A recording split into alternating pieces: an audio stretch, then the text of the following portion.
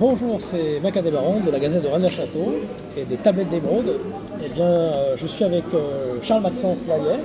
Salut Mike, salut tout le monde. Bonjour à toi. Oui. Alors, tu vas nous parler un petit peu de plusieurs de tes activités et ouvrages. Donc, il y a la revue Orbs, donc tu es le directeur du magazine Orbs, qui est aussi, on va dire, c'est plutôt des livres en fait, plutôt des sortes de magazines. Oui, c'est ça, c'est une revue libre et livre. C'est en fait comme une encyclopédie, c'est une revue encyclopédique, dos carré, qu'on trouve en librairie, qui rentre dans la bibliothèque. Là, j'ai amené par exemple un exemplaire qui est celui sur les ovnis, sur la question du contact, et où on a une quinzaine de sujets, une quinzaine de contributeurs, comme dans une revue en fait, mais avec c'est très illustré, c'est très soigné.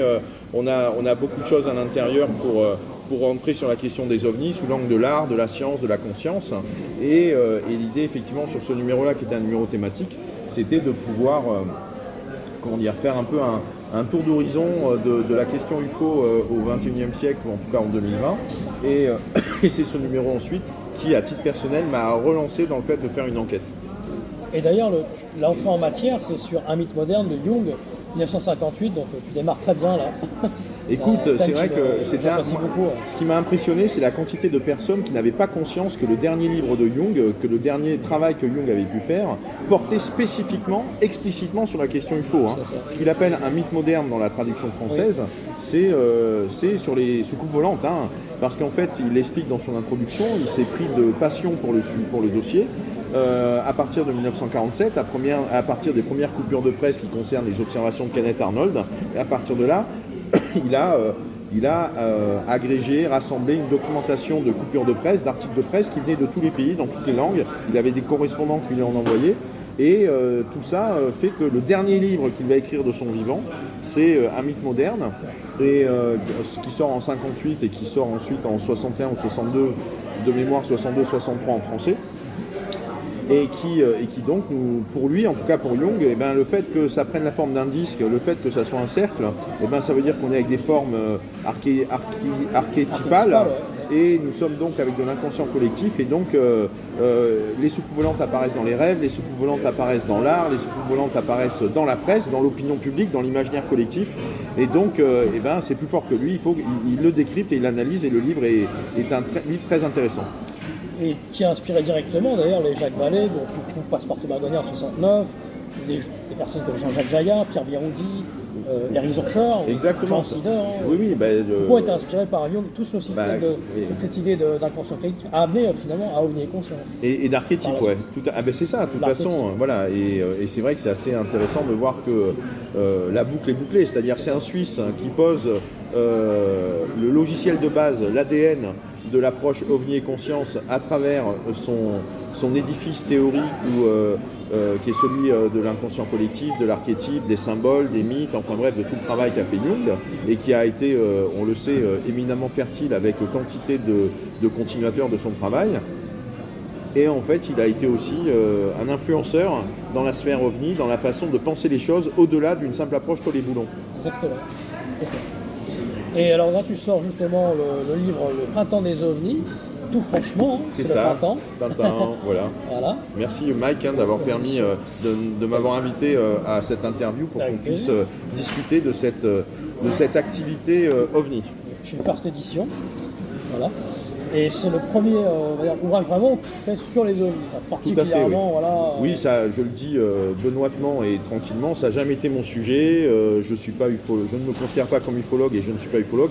Je n'ai jamais été passionné des soucoupes volantes à partir de l'âge de 13 ans. J'ai jamais vu d'ovnis moi-même. J'ai jamais été, à ma connaissance du moins, ni enlevé ni contacté. Et pourtant, le sujet me passionne. Et en fait, pour prendre un peu d'avance par rapport à notre échange, notre discussion, c'est ma fibre science humaine, c'est ma fibre science sociale qui vibre à travers ce travail-là. Parce qu'en fait, la dimension OVNI en tant que telle peut m'intéresser sur le côté technologie électromagnétique, propulsion exotique.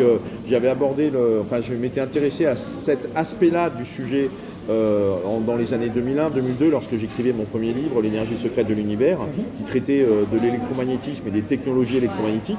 Et donc automatiquement, tout ce qui était lié aux technologies exotiques ou aux technologies de propulsion exotique, et donc aux vaisseaux spatiaux, machin, je m'y étais intéressé.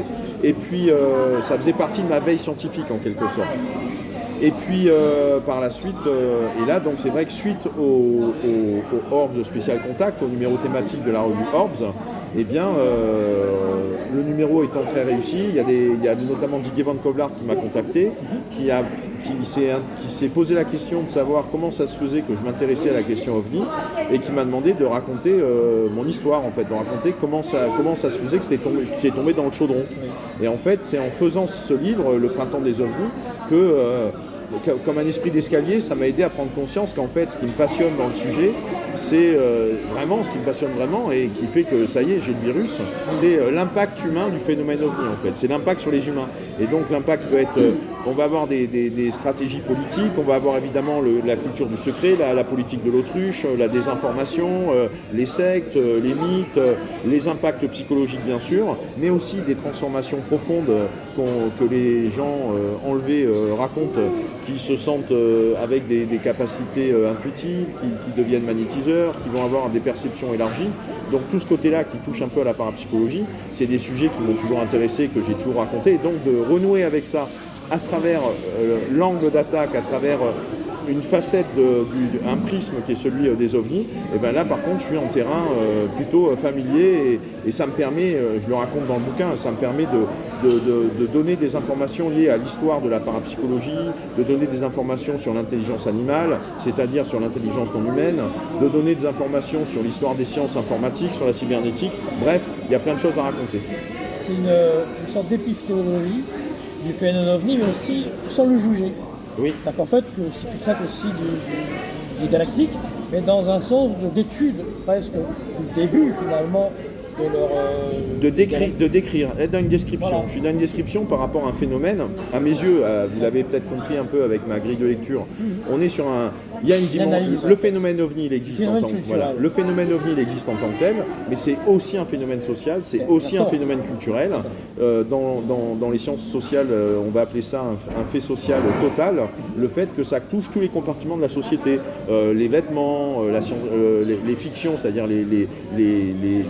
l'imagination littéraire, les films, l'économie, les sciences et la technique, la psychologie, les médecins, les diplomates, enfin voilà, donc on a comme ça énormément de dimensions du monde, de compartiments de la société qui sont traversés par la question OVNI, et ce qui fait que la question OVNI, moi, par exemple, le Super Bowl du février 2024, qui est l'événement sportif le plus important des États-Unis et aussi le plus important d'un point de vue couverture médiatique, et donc avec des spots de pub ou des spots télé qui sont les plus coûteux tous les ans au niveau de la télé américaine, et sur les 12 spots de pub qu'il y a eu au Super Bowl de février 2024, sur les 12 spots de pub qu'il y a pu y avoir, il y en avait 3 qui étaient des spots avec des soucoupes volantes. Donc on avait un quart des publicitaires, des spots publicitaires que des agences de pub avaient mis avec des ovnis ou des soucoupes volantes. Donc on voit très bien que et ça, c'est un étonnement, exactement, c'est un étonnement qui ne cesse, moi, de m'émerveiller personnellement. Pour un truc qui n'existe pas, pour un truc qui est où pendant longtemps les États ont été sur des politiques de l'autruche par rapport à ça, mais c'est omniprésent autour de nous, ou en tout cas c'est omniprésent dans nos têtes, quoi.